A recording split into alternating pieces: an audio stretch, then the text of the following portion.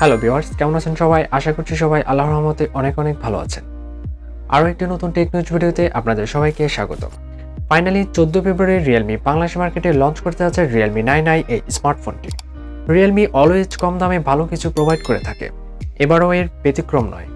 Gorgeous looking and awesome design combination থাকছে এবারের ফোনটিতেও, তাই Realme লাভারদের আর নতুন করে কিছু বলতে হবে না। যাই হোক, এত পাম্প না দিয়ে চলুন দেখে নেই ফোনটিতে কি থাকছে। ভিডিও শুরু করার আগে একটা রিকোয়েস্ট, আপনি যদি আমার চ্যানেলে নতুন দর্শক হয়ে থাকেন তাহলে প্লিজ নিচ থেকে এখনই আমার চ্যানেলটি সাবস্ক্রাইব করে ফেলুন এবং পাশে থাকা বেল বাটনটি প্রেস করে রাখুন। এতে করে যখনই আমি নতুন ভিডিও আপলোড করব সবার আগে আপনি আমার ভিডিওর নোটিফিকেশন পেয়ে যাবেন। তো দেরি না করে চলুন ভিডিওটি শুরু করা যাক।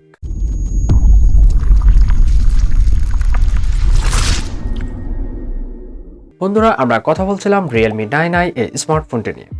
এটি একটি 4G স্মার্টফোন। শুরুতে কথা বলা যাক এর বডি সেকশন নিয়ে। এর ডাইমেনশন থাকছে 8.4 মিলিমিটার। ফোনটিতে ওয়েট থাকছে 190 গ্রামস।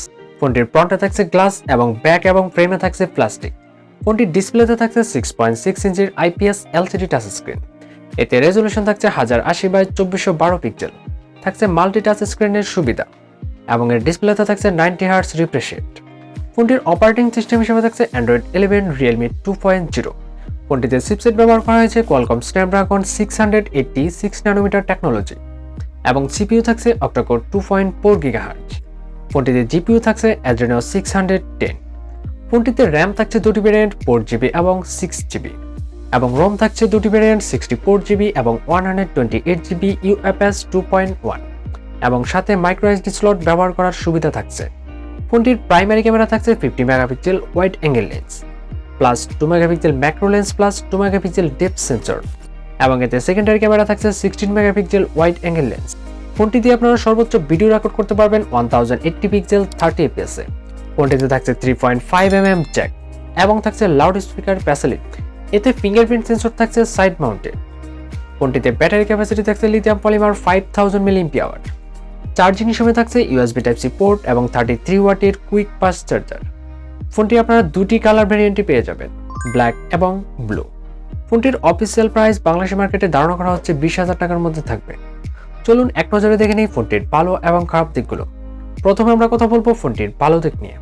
প্রথমে ভালো লেগেছে ফোনটির অসাম ডিজাইন এবং সেকেন্ড ভালো লেগেছে এর front and back camera quality এবং ভালো লেগেছে এর Qualcomm Snapdragon 680 এর পাওয়ারফুল গেমিং চিপসেট। এছাড়াও ফোনটিতে থাকছে 3.5mm জ্যাক এবং ভালো লেগেছে 5000 mAh এর বিগ ব্যাটারি উইথ 33 ওয়াটের কুইক ফাস্ট চার্জার। আর যদি খারাপ দিক নিয়ে কথা বলি তাহলে ফোনটিতে থাকছে না 4K ভিডিও রেকর্ডিং ফ্যাসিলিটি। এছাড়া বাকি সবকিছু আমার কাছে মোটামুটি দাম অনুযায়ী ভালোই লেগেছে।